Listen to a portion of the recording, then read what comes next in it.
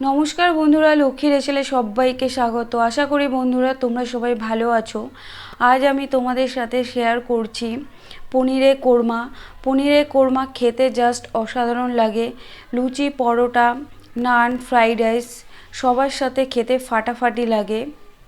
চলো শুরু করি রেসিপিটার জন্য আমি 250 গ্রাম ক্রিম পনির নিয়েছি। তোমরা চাইলে এমনি পনিরও নিতে পারো। পনিরটা আমি টুকরো টুকরো করে কেটে নিয়েছি। আর নিয়েছি একটা বড় পেঁয়াজ, ঝিরিঝিরি করে কেটে নিয়েছি। আর 10-12টা রসুন কুচি কুচি করে নিয়েছি। আর 10-12টা আমন্ড আমি ভিজিয়ে রেখেছিলাম। আর নিয়েছি 1 টেবিল চামচ টক দই, ভালো করে ফেটিয়ে রেখেছি। কড়াইটা আমি ওভেনে বসিয়ে ভালো করে গরম করে নিয়েছি। এর মধ্যে আমি পরিমাণ মতো তেল দিয়ে দিচ্ছি। আর দিয়ে দিচ্ছি 1 চামচ ঘি। এই তেলের মধ্যে আমি পেঁয়াজের বেরেস্তা করে নেব। তেলের সাথে ঘিটাকে ভালো করে মিশিয়ে নিচ্ছি। তেল আর ঘিটা ভালোভাবে গরম হয়ে গেছে। এর মধ্যে আমি দিয়ে দেব কেটে রাখা পেঁয়াজ। তেলটা একটু আমি নাড়িয়ে নিচ্ছি। এর মধ্যে কেটে রাখা পেঁয়াজটা দিয়ে দিচ্ছি।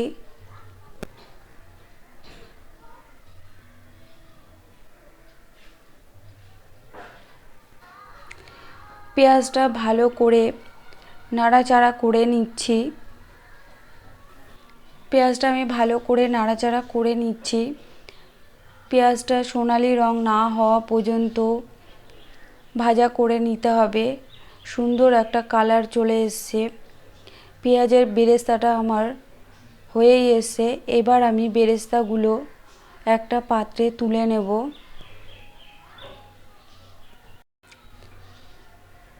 পেঁয়াজের বেরেস্তাগুলো আমি এবার তুলে নিচ্ছি। পেঁয়াজ ভাজা তেলের মধ্যেই আমি রান্নাটা করে নেব।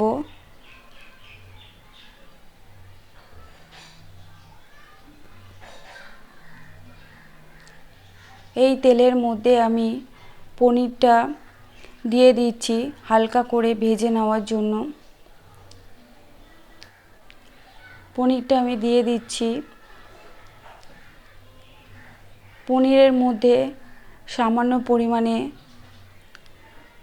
নুন আর সামান্য পরিমাণে লঙ্কা গুঁড়ো দিয়ে পনিরটা আমি হালকা করে ভেজে নিচ্ছি। আমি এই রান্নাটায় হলুদ ব্যবহার করব না, তাই ভাজার মধ্যে আর আমি হলুদ দিলাম না।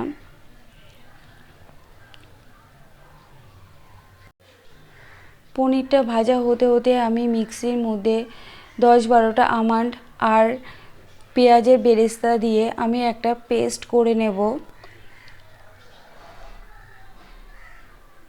পেঁয়াজ আর আমন্ডের মধ্যে সামান্য পরিমাণে জল দিয়ে আমি পেস্টটা করে নিচ্ছি। পনিরটা আমার প্রায় ভাজা হয়ে এসছে হালকা।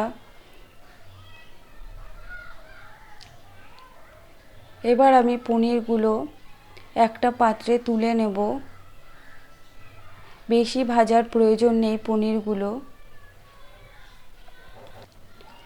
পনিরগুলো আমি একটা পাত্রে তুলে নিচ্ছি।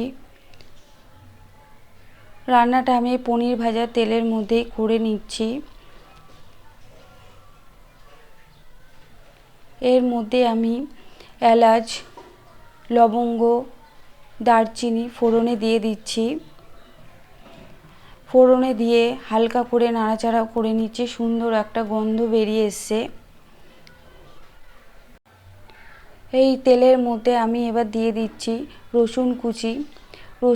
রসুন কুচিগুলো ভালো করে নাড়াচাড়া করে নিচ্ছি। রসুনের কাঁচা গন্ধটা যাওয়া পর্যন্ত ভালো করে আমি নাড়াচাড়া করে নিচ্ছি।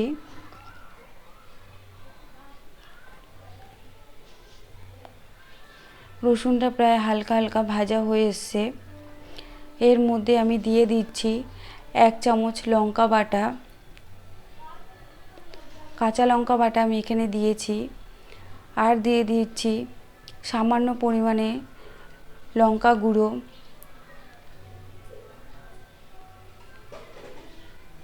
আর দিয়ে দিচ্ছি হাফ চামচ পরিমাণে জিরে গুঁড়ো, আর দিয়ে দিচ্ছি হাফ চামচ পরিমাণে ধনে গুঁড়ো। সব মশলাগুলো দিয়ে আমি এবার সামান্য পরিমাণে জল দিয়ে দিচ্ছি মশলাটাকে কষানোর জন্য। জল দিয়ে মশলাটা কষালে মশলাগুলো পুড়ে যাবে না, তাই আমি সামান্য পরিমাণে জল দিয়ে মশলাটা কষিয়ে নিচ্ছি। মশলার মধ্যে আমি সামান্য পরিমাণে নুন দিয়ে দিচ্ছি। পনির ভাজার সময় আমি নুন দিয়েছিলাম, তাই এখন আমি সামান্য পরিমাণে নুন দিলাম। নুনটা পরে টেস্ট করে একবার দেখে নেব। নুনটা দিয়ে নাড়াচাড়া করে নিয়ে পেঁয়াজের বেরেস্তা ও আমন্ডের পেস্টটা মশলার মধ্যে আমি দিয়ে দিচ্ছি।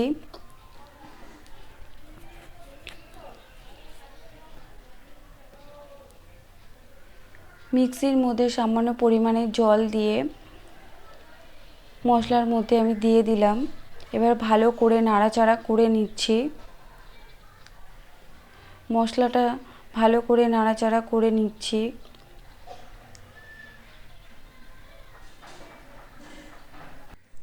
আমি এই রান্নাটা আমন্ড দিয়েছি, তোমরা চাইলে কাজু বাদামও দিতে পারো। মশলাটা আমি ভালো করে নাড়াচাড়া করে নিচ্ছি। মশলাটা প্রায় ভালো করে আমার কষানো হয়ে গেছে। এই মশলার মধ্যেই আমি ফেটিয়ে রাখা টক দইটা দিয়ে দেব।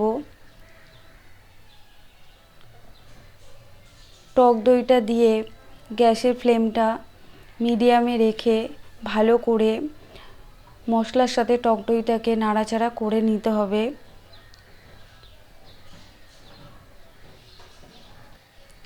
ভালো করে আমি নাড়াচাড়া করে নিচ্ছি সব মশলাগুলো একসাথে।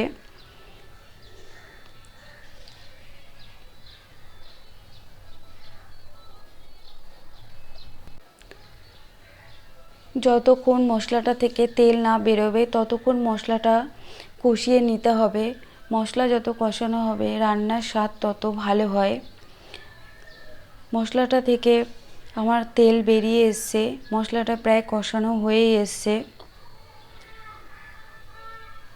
দেখতেই পাচ্ছ কত সুন্দর একটা কালার হয়েছে।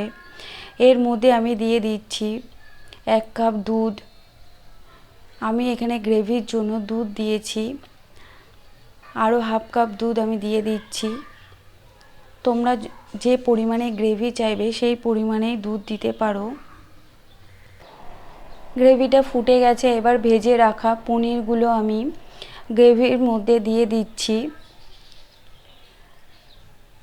গ্রেভির জন্য আমি এখানে দুধ দিয়েছি, তোমরা জলও দিতে পারো। দুধ দিলে কোরমার স্বাদটা বেশি হয়, তাই আমি এখানে দুধ দিয়েছি। এবার দিয়ে দিচ্ছি 3-4টে কাঁচা লঙ্কা। কাঁচা লঙ্কা দিয়ে হালকা করে নাড়িয়ে নিচ্ছি।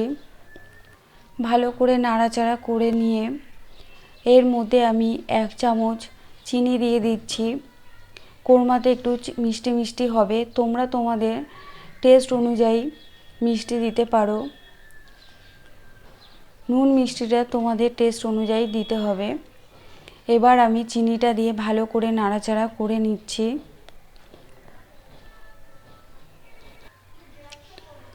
ভালো করে একটু নাড়াচাড়া করে নিচ্ছি। দেখতেই পাচ্ছ কত সুন্দর একটা কালার এসছে। যেমন সুন্দর দেখতে লাগছে তেমনই খেতে ইয়াম্মি হবে।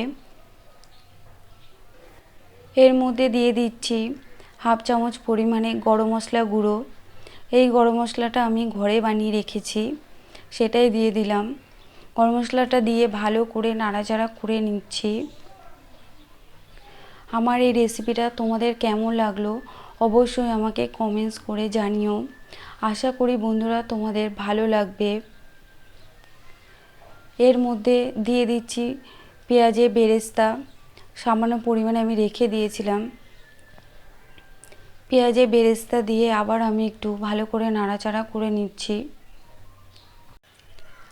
আমার রান্নাটা তোমাদের কেমন লাগলো অবশ্যই কমেন্টস করে জানিও। আর তোমরা ঘরে রান্নাটা করে আমাকে জানিও তোমাদের কেমন লাগলো। দেখতেই পাচ্ছ কত সুন্দর হয়েছে। রান্নাটা আমার প্রায় সম্পূর্ণ হয়ে এসছে। এবার আমি রান্নাটা নামিয়ে নেব। আমার রান্নাটা যদি তোমাদের ভালো লাগে তাহলে অবশ্যই আমার চ্যানেলটাকে লাইক, শেয়ার, কমেন্টস ও সাবস্ক্রাইব করে বেল বাটনটা প্রেস করে দেবে। তাহলে যখনই কোনো নতুন রান্না আমি শেয়ার করব তখনই তোমাদের কাছে নোটিফিকেশন চলে যাবে। এবার রান্নাটা আমি 5 মিনিটের জন্য স্ট্যান্ডিং টাইমে রেখে দিচ্ছি। এরপর আমি নামিয়ে নেব। নতুন বন্ধুদের সাবস্ক্রাইব করার অনুরোধ রইল।